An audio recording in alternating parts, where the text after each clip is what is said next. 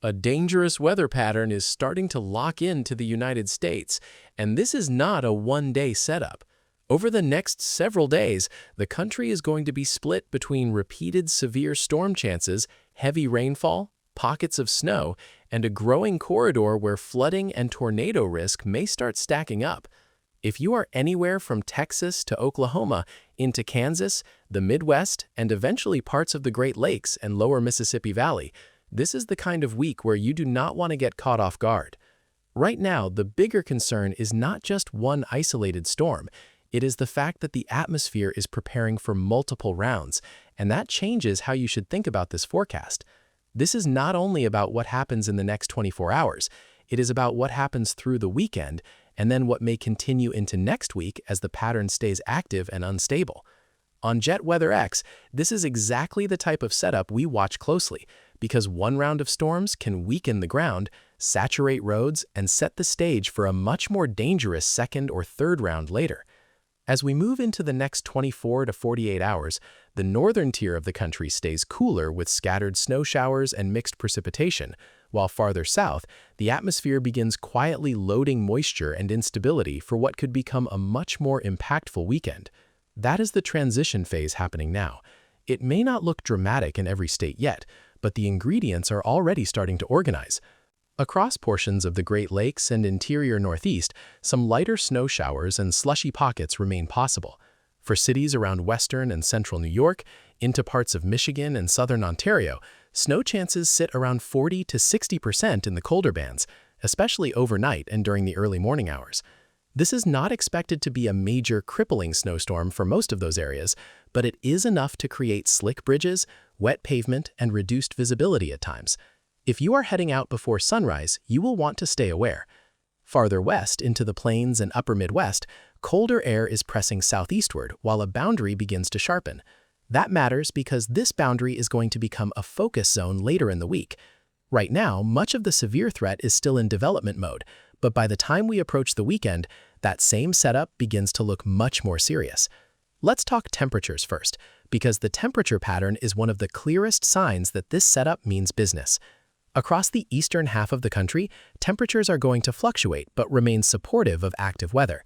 In the upper Midwest and Great Lakes, maximum temperatures over the next day or two may stay only in the upper 30s to upper 40s, with minimum temperatures dropping into the upper 20s and lower 30s in colder pockets.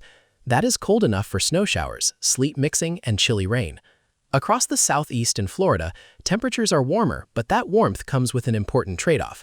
Rain chances increase significantly, especially over Florida, where some locations may see rain probabilities of 60 to 80%, and a few areas could pick up repeated rounds of showers and embedded thunderstorms. The good news is Florida needs the rain. The concern is that when moisture starts pooling in the south while the plains begin destabilizing, it often means the central U.S. becomes the battleground zone. And that battleground zone is where the forecast becomes more concerning as we get closer to the weekend. The reason forecasters are paying attention this early is because the signal is not coming from just one model. The Euro, GFS, and Canadian guidance are all pointing toward an increasingly active pattern, even though they still differ on exact placement and timing. That is very important. When all three major model camps start hinting at the same broad idea, even if details are still shifting, it usually means the pattern itself is real. And the pattern here is pretty clear. Warm, unstable air builds east of the Rockies, while a western trough and embedded low-pressure systems begin ejecting eastward. That combination is one of the classic spring severe weather setups in the United States. It is not guaranteed to produce a major outbreak every time, but it absolutely raises the ceiling for dangerous weather. By the time we reach Saturday, severe weather risk begins organizing more clearly over portions of West Texas, the Texas Panhandle, western Oklahoma, and the Oklahoma Panhandle. That is the first zone to really watch. This is where damaging winds, large hail, and a few tornadoes could begin developing, especially if storms remain discrete before merging into lines later. For those areas, rain chances jump into the 50 to 70% range, and severe thunderstorm potential rises sharply by late afternoon into evening. Snow is not the concern there. This is a warm sector threat. That means impacts could include sudden visibility drops, hail damage to vehicles and roofs, isolated power outages, and dangerous driving conditions after dark. This is also one of those setups where people sometimes underestimate the danger because the event begins in more open country. But that can change quickly.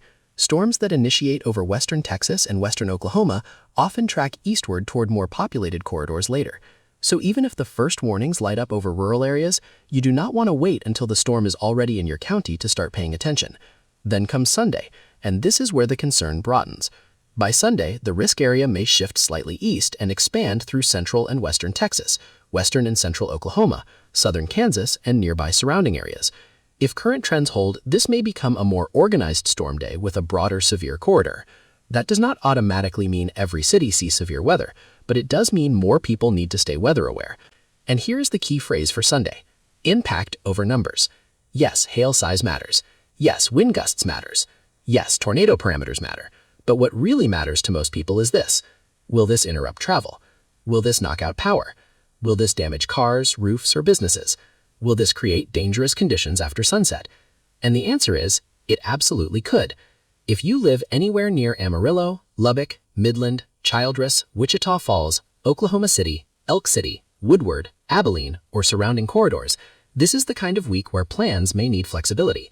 Outdoor events, sports, long drives, and evening travel may all be affected depending on storm evolution. Now let's slow down and talk about the science just enough to understand why this pattern matters. The U.S. is setting up under a familiar spring split. High pressure and warmth remain stronger over the eastern side of the country, while lower pressure and cooler dynamics stay more active out west. The line between those two air masses becomes the trigger zone.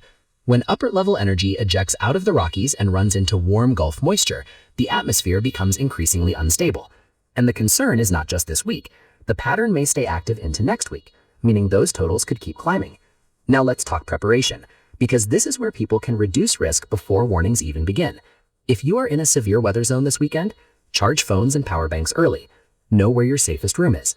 Avoid depending on outdoor sirens alone, and make sure you have a way to receive warnings after dark. If you are in a hail-prone corridor, protect your vehicle if possible. A garage or covered structure can save you from expensive damage in one afternoon. If you are in a heavy rain corridor, avoid assuming it's just rain. Flooding is one of the easiest hazards to underestimate, especially at night. If you are in a snow or mixed precipitation zone, check travel time and do not wait until the road is already slick to adjust your plans. Because once this pattern gets going, the impacts may start arriving faster than people expect. And the most important thing to understand right now is this: this is not a one-system setup. This is a pattern. That means even after the first weekend threat passes, more systems may already be lining up behind it. On Jet Weather X, that's exactly why we stay focused during these transition weeks. The first storm gets the attention. The second or third one often causes the bigger disruption. So if you are watching from Texas, Oklahoma, Kansas, Iowa, Missouri, Illinois, Michigan, Wisconsin, Arkansas, or anywhere in the broader central and eastern U.S. corridor, now is the time to start paying closer attention to the forecast, because the next 24 to 48 hours are important, but the weekend into next week may matter even more.